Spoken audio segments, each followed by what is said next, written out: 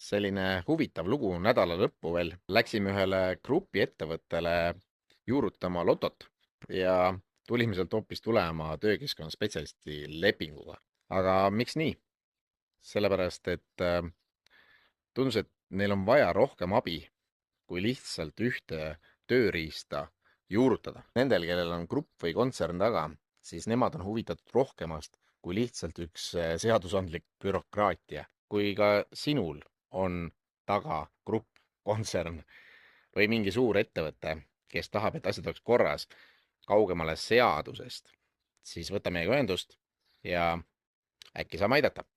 Selline huvitav lugu nädala lõppu veel. Läksime ühele grupiettevõttele juurutama lotot ja tulime sealt hoopis tulema töökeskkonna spetsialisti lepinguga. Aga miks nii?